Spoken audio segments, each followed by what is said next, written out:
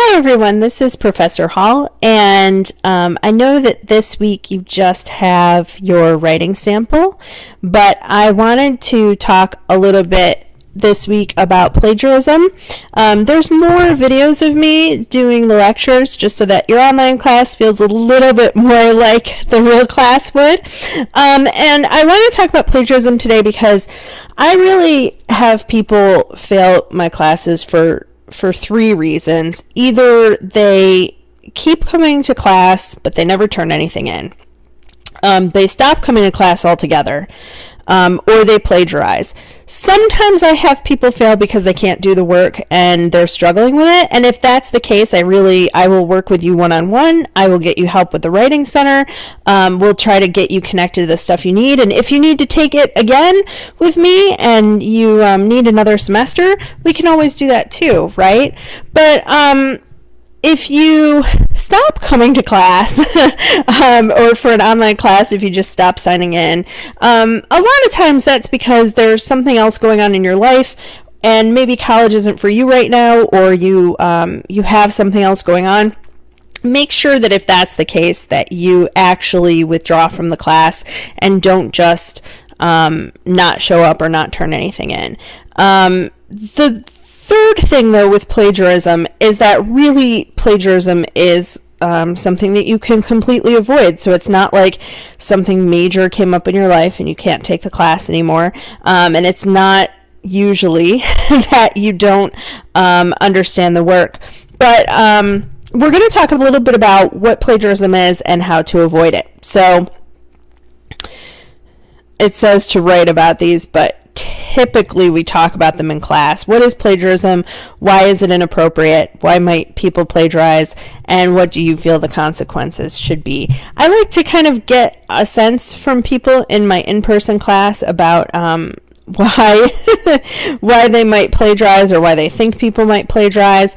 But I kind of will go over the answers to each of these questions. So what is common knowledge? A lot of times in college composition, I will say to people, you don't need to cite common knowledge. You don't have to cite things that have common knowledge refers to any fact that is generally known by the educated public. So something like a fact that is verified by multiple sources, something that is well known. So the fact that Abraham Lincoln was assassinated, the fact that the Great Wall of China can be seen from space. You don't have to... I don't know why I have that picture there. I forgot the point I was going to make with it. The emperor who built the Great Wall of China, that might not be common knowledge. But the fact that the Great Wall of China can be seen from space is common knowledge, right? So things that you know from your personal knowledge and your experience that come from you don't have to be looked up online or verified. So you don't have to have citations. For example, a lot of people know that President Kennedy was assassinated in 1963. A lot of people know that there were terrorist attacks on September 11th, 2001. You don't have to have a citation for those things, but you do when there's a question. So the moon orbits the Earth. Common knowledge. Researched information. The moon travels approximately 1,000 meters per second. That's not something that most likely you had in your brain. But you know it now. We learn something new every day. So that would have to be cited. President Obama was our 44th president. Peyton Randolph of Virginia served as the first president of the Continental Congress in 1774, 15 years before George Washington was voted in as the first official president of the United States. Not common knowledge, it's researched information. The attack on Pearl Harbor occurred, but how many people were killed and how many were wounded would be something that would need to be cited.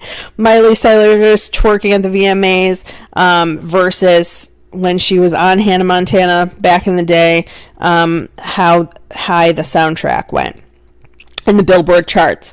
So when we talk about citations, there are two different types of citations, and we're going to be talking about those more in the next unit. But essentially, you have in-text citations, which are in the text of your paper, and then you have a works cited page, which cites all the works that you cited in the text of your paper. So for each of these facts, I don't know what thing would have something about both Miley Cyrus and Peyton Randolph for Virginia, but for each one of these facts in the paper, you would have the in-text citation. At the end of the paper, you would have all of the websites or books or whatever where you got those things from. So, the paragraph below. President Kennedy was killed in 1963. The JFK assassination has been controversial. Many people believe there was more than one gunman. Some people have blamed Castro, the leader of Cuba. In September of 1963, 2 months before the assassination, Castro said, "I know the Americans are trying to kill me, and if this continues, there will be retribution." On the 50th anniversary of the Kennedy assassination, Castro said he had no part in the killing. So if we look at that, 1, 2, and maybe 3 are probably common knowledge. I wouldn't necessarily have to have a citation after any of those sentences. But the actual quotation from Castro, the student who wrote this paragraph, was for an informative essay about, I think it was about safety for presidents or something, just sort of informing about assassinations and why we have the Secret Service. But the quotation there had to be cited because it's a direct quotation from Castro. It's not like it's common knowledge that everybody knows that saying. It's not like even Muhammad Ali's saying, fly like a butterfly, sting like a bee, right? And then also the fact about him saying he had no part of the killing on the 50th anniversary of the Kennedy assassination, that also would need to be cited. He also said he did not think the Lee Harvey Oswald was the killer. That would need to be cited as well. So here's the paragraph with proper citations. We have the first 3 sentences, no citations, and then the 4th sentence, which has that in-text citation. Marigold, paragraph 8, Marigold, paragraphs 10 to 12, and then that last thing there, Marigold, Gerald, that is the article from which those quotations came from. The other thing that was nice about this paragraph is that he had a quotation from the article with the exact quotation marks. Direct quotation means that he took that exactly from the article as it appeared. And then he has a paraphrase from the article. So instead of quoting Castro a second time, he has changed the words a little bit so that the message is the same, but it's in the author, the student's own words. And we're going to talk again more in the next unit about how to quote, how to cite, and how to paraphrase and summarize so that you can avoid plagiarism in those ways as well. So our definition of plagiarism, we have a little thief there taking somebody's ideas. It's the use of someone else's words, ideas, data, or product without appropriate citation or acknowledgement. And some examples, a lot of people think that it's just copying and pasting, and that can be the case. Sometimes it's presenting somebody else's opinions as your own. So you read an article, you get the opinion, and then you kind of reword it, but you don't tell me where the original opinion came from. Working jointly on a project and submitting it as your own. I have had this happen in class, and then both of the individuals failed the class both times that it happened. One time it was a boyfriend and girlfriend who worked on something together, and each one turned it in with their own names on it, and the other time it was 2 friends. Getting someone to write the paper for you. Now here's the thing.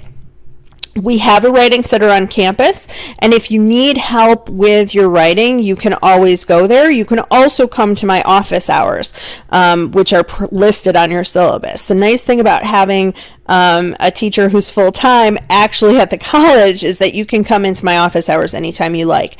So I can give you help. You can have somebody who is a parent or a friend look your paper over if you can't actually get into the writing center. The nice thing about the writing center is that they're trained to help you with your writing. So it's a little bit better than just having somebody who's a friend of yours look the paper over. But that is quite a bit different than having them actually write the paper for you, which I have had happen in my class. Copying and pasting information from the internet or reading things from the internet and borrowing it without telling me where you got the information. The other part of plagiarism is cheating, trying to use study aids or other materials during a test.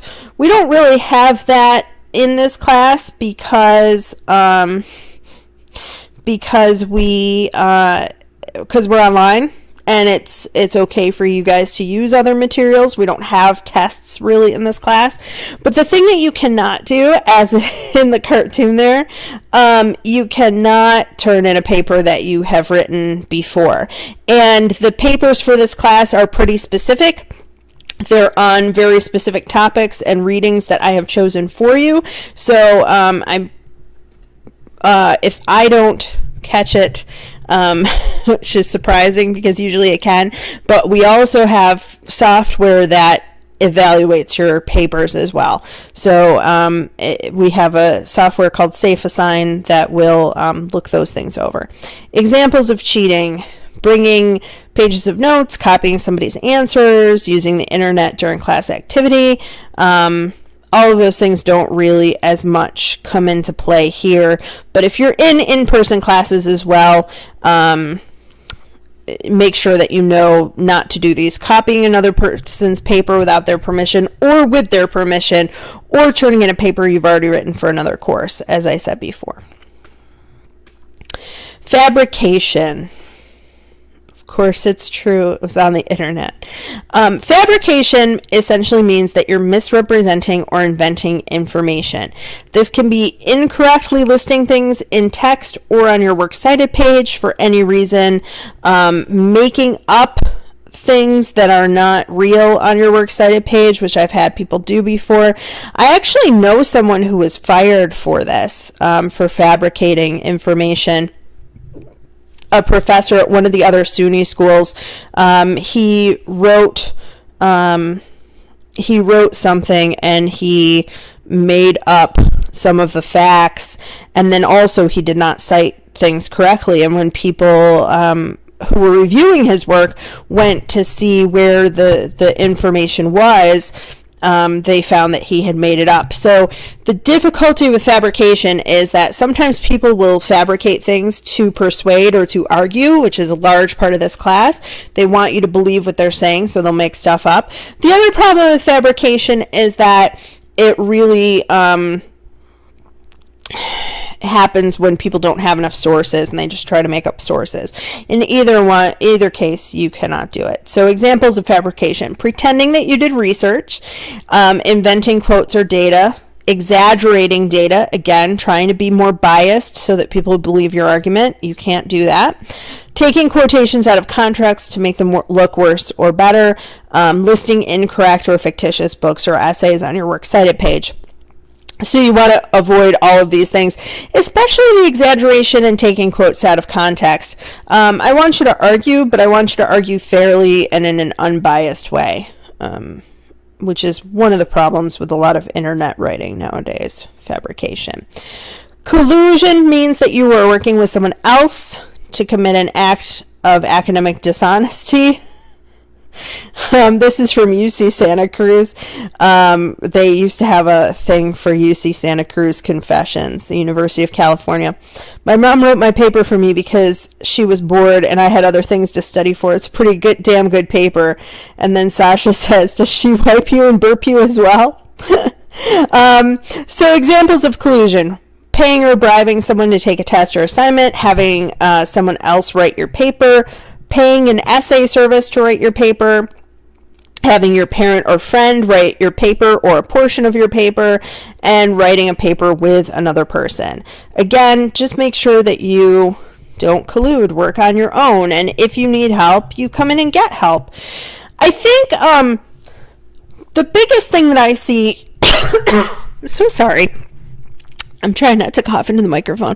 The biggest thing that I see happen is inadvertent plagiarism. And I think once you know the rules of plagiarism and what not to do, and next unit when we'll talk about how to do citation, how to do summaries, how to do paraphrases, all of those kind of things, then you can really get a better sense of how to not inadvertently plagiarize. Inadvertent means that you did it by accident, right? So forgetting to add citations where they need to be, making mistakes in the citation or works cited page, not writing the works cited page in the correct format, failing to use quotation marks correctly, having too much of your paper from sources. We're going to talk when we get into the unit about actual argument, and when we talk about the informative essay as well, about how to balance the sources with your own words. But that's really important, and it is a type of plagiarism if you have too much from your sources.